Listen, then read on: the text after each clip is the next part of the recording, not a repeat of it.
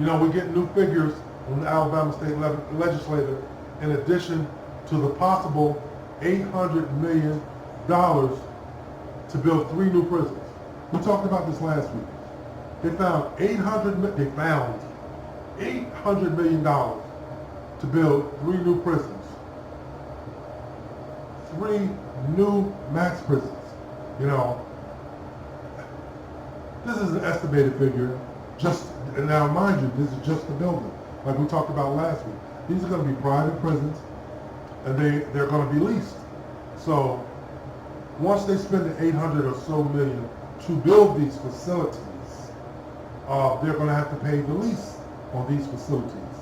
I've seen some figures that say that it's going to be somewhere around 90 million per year.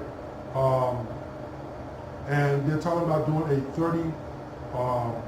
30-year contract, which comes to about $2.7 billion of taxpayer money. $2.7 billion with a B dollars over 30 years. This is what they're trying to negotiate. This is what they're trying to negotiate.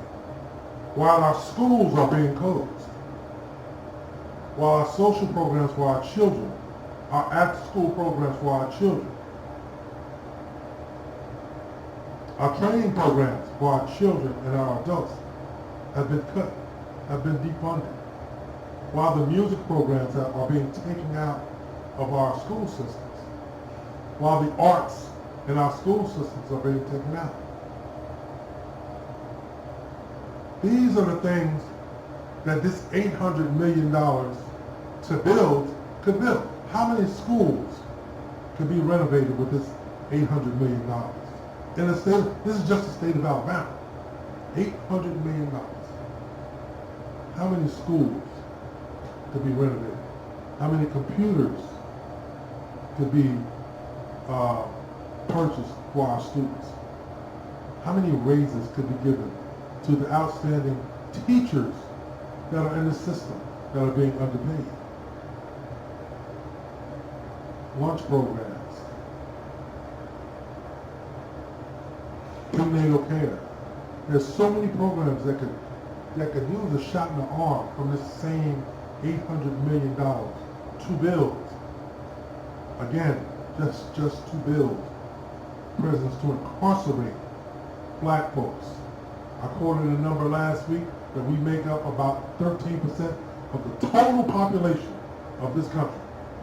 And we make up 35% of the incarcerated people in this country. That is insane. The U.S. incarcerates more people per capita than any place in the world. And Alabama is at the top of that list. Alabama is at the top of the list for incarceration per capita. So again, why are they incarcerating us? Because there's money in it. No qualms about it, because there's money in it. Prison leasing still goes on, even though it's been outlawed, allegedly.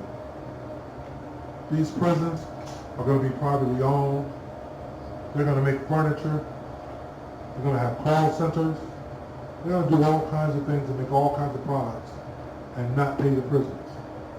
Or pay them so far below minimum wage it may as well be nothing. This prison industrial complex, this thing that we are subject to,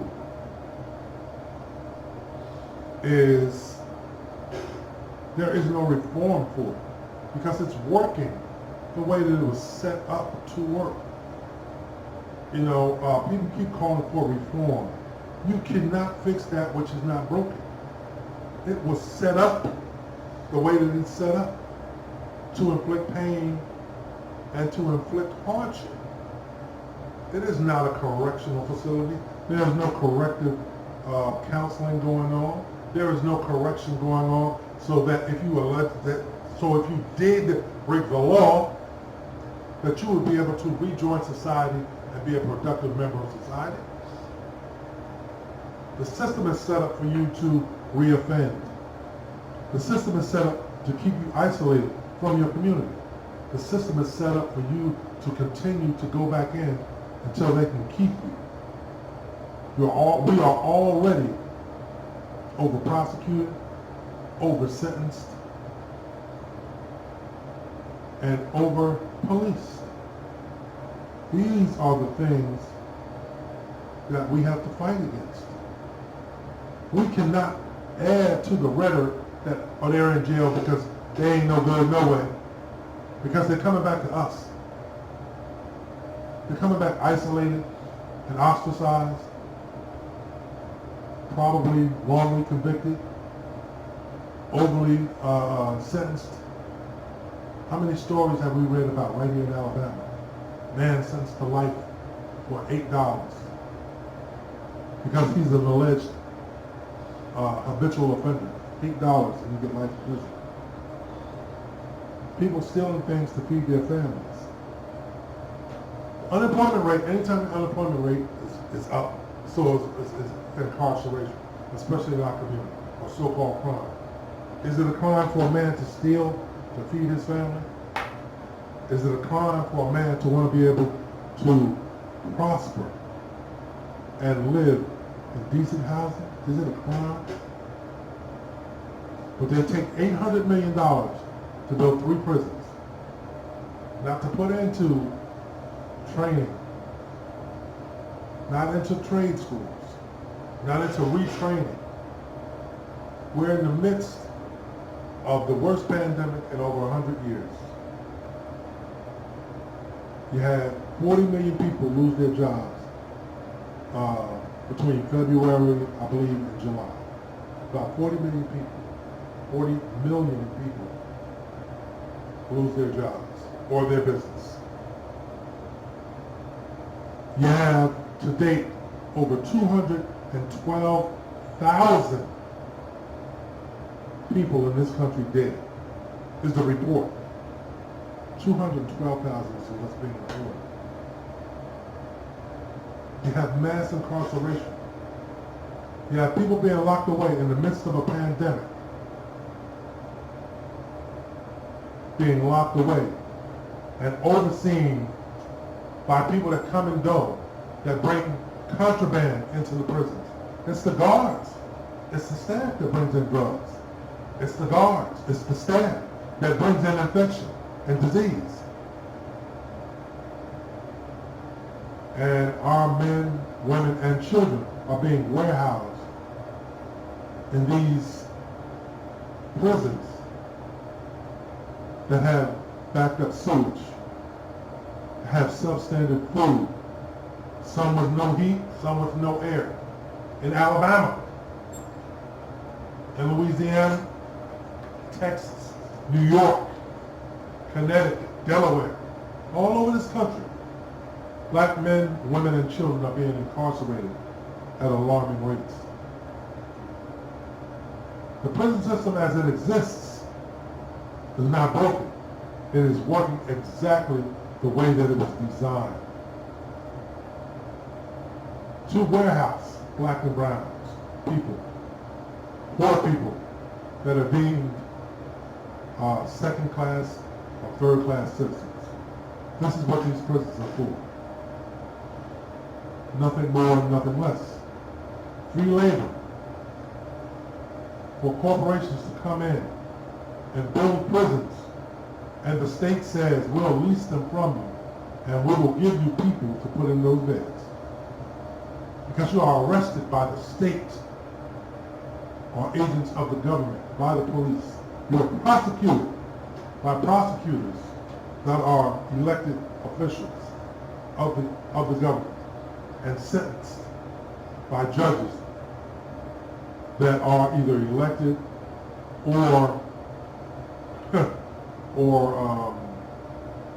appointed by this same government, that deem to dole out excessive sentences for non-violent offenders, black and brown, and dole out probation for others that are not of the black and brown persuasion. These are the types of things that we're facing with this prison industrial complex, this prison system that we have in place, or that they have in place. The new prisons that we're talking about here in Alabama will be designed to house 3 times the amount of prisoners that we already have. Alabama currently has 17,000 male inmates in prison alone. 17,000. Now, mind you, Alabama is not a largely populated state. There's under 5 million people in the state of Alabama, and it has 17,000 inmates. Now, those are the male. I'm sorry. Those are just the male inmates. That does not include women, and that does not include what they call a diversion center.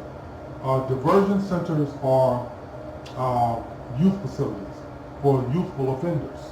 That does not include them. The 3 new prisons being built can house 10,000 inmates apiece. Where there are extra bodies, where the extra, like I said before, where the extra bodies going to come from? They're not tearing down any prisons. They're going to build 3 new ones. 3 new ones that can house 10,000 inmates apiece. That's another 30,000. That's at capacity. The prisons as they are now are over capacity. So at least another 30,000 inmates can be housed. Another 30,000 inmates are going to be able to be housed. They're not closing beds. They're not closing any of the state facilities. They're not. These are going to be in addition to. So where are they going to get all these bodies in a state that only has roughly 5 million people in the entire state? The state is going to give it to them. Free labor, free bodies to experiment on, free bodies to torture. So as we heard in the speech earlier, that so many people are put in solitary confinement, and there's only so much solitary that a person can take.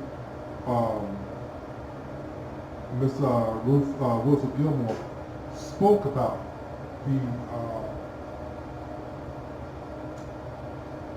the effects of solitary confinement, the effects of pitting prisoners against prisoners. It helps them do their jobs. Now, if we're all criminals, if we're all incarcerated because we broke the law, we have a bond. If that's what we did, we have a bond. Why would we fight one another as opposed to fighting those that keep us captive? So again, these made-up gang wars and this segregation in the prisons is something to help keep the prisoners at bay. Sound familiar? They do the same thing to those of us that are not technically incarcerated.